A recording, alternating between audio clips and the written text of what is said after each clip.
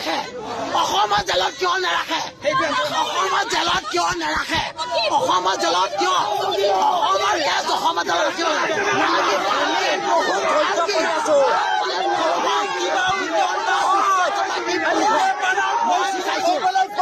অসমৰ জেলত কিয় নাৰাখে?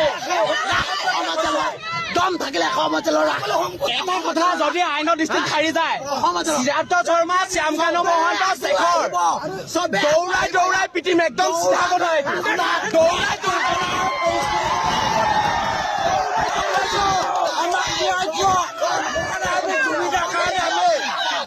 এই ৰাজনীতি গোটেই হেৰি আমি ধ্বংস কৰি পেলাম।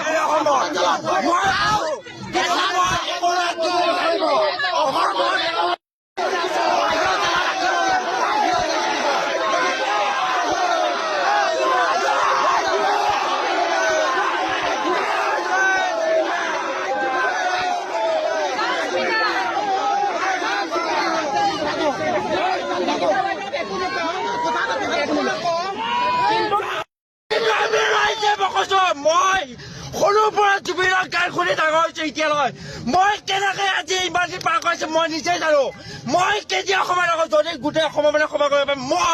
মই বাবুৱে কৈছো, মই মৰিগাঁও বাবুৱে কৈছো, কেতিয়া সময় নকৰো। জুবিন দাক মৰাক লৈ মই যিকেইজন মানুহ মাৰিছিল তাকে লগত ঠেলি আনি আনি মাৰিম মাৰিম মাৰিম। জুবিন দা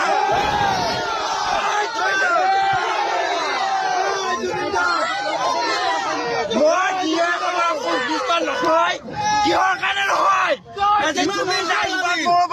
মৰি গল, কিন্তু চৰকাৰখনে আজি 23 দিন হয় একো কৰিব পৰা নাই। আপোনালোকে কি দেখিছে? আমাৰ নেতাবিলাকে ৰাতিপুৱা এটা কথা কয়, গধূলা এটা কথা কয়। এনেকে আমি ন্যায় পাম নেকি? এনেকে আমি ন্যায় পাম নেকি? ৰাতিপুৱা এটা কথা, গধূলা এটা কথা নহব। এনেকে লোৱা নহব। আমাৰ ন্যায় লাগিব। কি হ'ল আমাৰ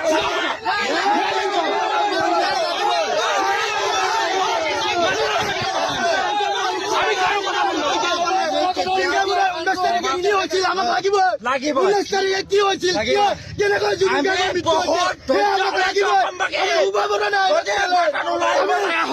জুবিন